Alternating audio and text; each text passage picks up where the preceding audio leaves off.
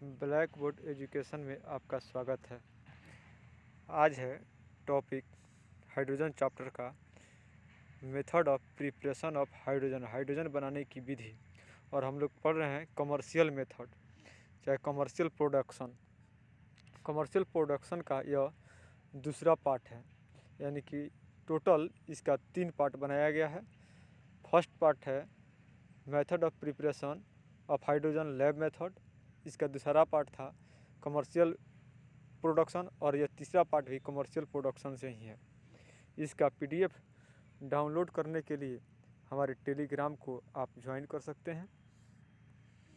Topic है by Bose process और method, Bose विधि द्वारा या बोस प्रक्रिया द्वारा।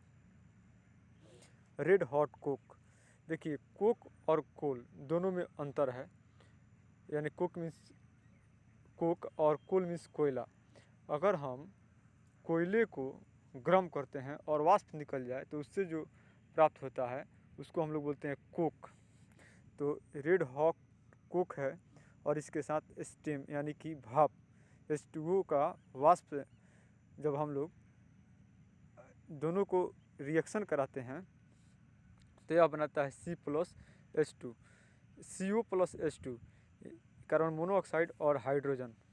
इसको वाटर गैस बोलते हैं। कह रहा है the mixture of CO and H2 is called water gas. CO और H2 के मिश्रण को हम लोग जल गैस कहते हैं। Water gas is also known as synthesis gas और syn gas due to it is use synthesis of methanol and in number of hydrocarbon.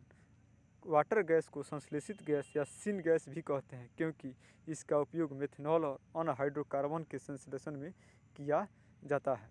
जैसे CO+H2 अगर कैटालिस्ट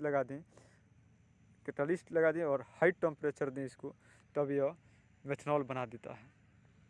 फिर इसी रिएक्शन को लिखा गया है कोक और H2O को मिलाएंगे 1270 केल्विन पर, तो यह देता है CO+H2 यानी कि कार्बन मोनोऑक्साइड और हाइड्रोजन। इसको हम लोग बोलते हैं वाटर गैस, इसी को बोलते हैं सिंथेसिस गैस, इसी को बोलते हैं syngas. The process of production of synthesis gas from coal is called coal gasification. कोयले से संश्लेषित गैस के उत्पादन की प्रक्रिया को कोल गैसीकरण कहते हैं। अब है for increasing production of H2 gas, hydrogen gas की उत्पादन बढ़ाने के लिए in presence of synthesis gas कह रहा है कि carbon monoxide reacts with steam, मैंने कार्बन मोनोऑक्साइड को हम लोग जल के साथ अभिक्रिया करते हैं। इन वाटर गैस, जो वाटर गैस में कार्बन मोनोऑक्साइड होता है उसका हम लोग फिर एक बार H2O से अभिक्रिया कराते हैं यानी स्टेम से, वाष्प से। तो इस रिएक्शन को हम लोग कहते हैं this is called gas shift reaction. इसको हम लोग गैस शिफ्ट रिएक्शन बोलते हैं। कह रहा है H2 के उत्पादन बढ़ाने के लिए सिन गैस में उपस्थित CO वाष्प से FeCrO4 यानी कि आयरन क्रोमेट की उपस्थिति में जब अभिक्रिया करता है तो इसे हम लोग जल गैस सृष्टि अभिक्रिया कहते हैं। CO+H2O यह आयरन क्रोमेट की उपस्थिति में 673 केल्विन पर अभिक्रिया करता है तो यह बनाता है CO2+H2। CO2 removed by scrubbing with sodium arsenite solution. CO2 sodium arsenite solution के साथ सफाई कराने पर, चाहे इसको बहारने पर CO2 निकल जाता है या एब्जॉर्ब हो जाता है।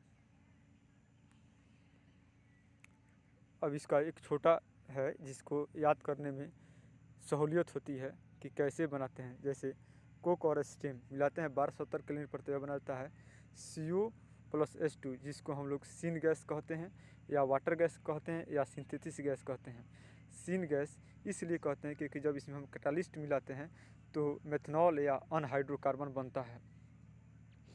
अब यह जो CO दिख रहा है, इस CO का H2O के साथ अभिक्रिया कराते हैं तो CO2 और H2 बन जाता है। इसको हम लोग बोलते हैं वाटर गैस शिफ्ट रिएक्शन। और फिर CO2 को निकालने के लिए सोडियम आर्सेनाइट मिलाते हैं तो CO2 निकल जाता है और सिर्फ हाइड्रोजन बच जाता है। इस प्रकार से हम लोग हाइड्रोजन बना लेते हैं। इस प्रोसेस को जो हम लोग कोक और स्टेम से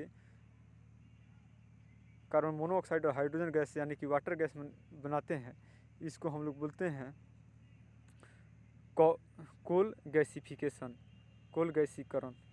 अब कह रहा है syngas is produce from, मैंने सीन गैस कहाँ से आता है, तो स्वेग यानी कि मल से, सॉडस्ट लकड़ी के बुरादा से, स्क्रॉप वुड रद्दी माल या लकड़ी से, और उसके बाद न्यूज़पेपर, इस सब से हम लोग आजकल सिंथेसिस गैस उत्पन्न कर रहे हैं। अब कह रहा है from hydrocarbon by reaction of stem on hydrocarbon at high temperature, उच्च ताप पर हाइड्रोकार्बन पर वाष्प की अभिक्रिया द्वारा। जैसे यह हो गया अल्केन का सामान्य सूत्र, इसका n मोल हम लोग लिए हैं H2O 1270 केल्विन पर, यह बनाता है वाटर गैस।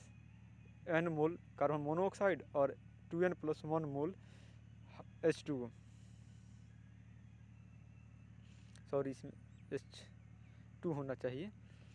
अब यह बन जाता है जैसे CH4 प्लस H2O, यह 1270 केल्विन पर देता है निकल की उपस्थिति में। देखिए दोनों जगह निकल कैटालिस्ट के रूप में काम कर रहा है, CO प्लस H2, इसको भी हम लोग बोलते हैं सीन गैस या वाटर गैस।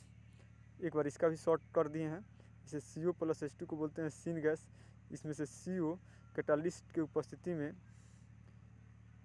के उपस्थिति में अभिक्रिया करता है H2O से, तो बनाता है CO2 और H2 माने हाइड्रोजन गैस, और फिर CO2 रिमूव कर लिया जाता है NaSO2 से, तो हाइड्रोजन CO2 रिमूव हो जाएगा तो केवल हाइड्रोजन बच जाता है। इस प्रकार हम लोग हाइड्रोजन बना लेते हैं। कह रहा है कि 77% हाइड्रोजन बनाया जाता है पेट्रोकेमिकल सब्सटेंस से, 18% बनाया जाता है कोयला से, 4% बनाया जाता है electrolysis of acid base H2O, मैंने H2O के साथ एसिड और बेस चाहे इम्प्योरिटीज मिला करके, और 1% हाइड्रोजन अदर सोर्स से प्राप्त किया जाता है। अब पेट्रोकेमिकल सब्सटेंस क्या है, तो petrochemicals are obtain by petrol and natural gas. यह जो पेट्रोकेमिकल सब्सटेंस है, पेट्रो रासायनिक सब्सटेंस है, यह पेट्रोल और प्राकृतिक गैस से मिलते हैं। अब केमिकल कंपोजिशन ऑफ पेट्रोल माने पेट्रोलियम में कौन कौन केमिकल कंपोजिशन है, तो इसमें कार्बन रहता है 83% से लेकर के 87% तक, हाइड्रोजन रहता है 10% से लेकर के 14% तक, नाइट्रोजन रहता है 1% से लेकर के 0.1% से लेकर के 2% तक, और ऑक्सीजन रहता है 0.05% से लेकर के 1.5% तक। अब है नेचुरल गैस का कंपोजिशन। नेचुरल गैस में कौन कौन आता है, तो मीथेन रहता है इसमें 94.7%, इथेन रहता है 4.2%, प्रोपेन रहता है 0.2%, आइसोब्यूटेन रहता है 0.02%, उसके बाद नॉर्मल ब्यूटेन रहता है 0.02%, आइसोपेंटेन रहता है 0.01%, नॉर्मल पेंटेन रहता है 0.01%, हेक्सेन प्लस रहता है 0.1%, नाइट्रोजन रहता है 0.5%, ऑक्सीजन रहता है 0.01%, कार्बन डाइऑक्साइड 0.03% और H2 रहता है 0.02%।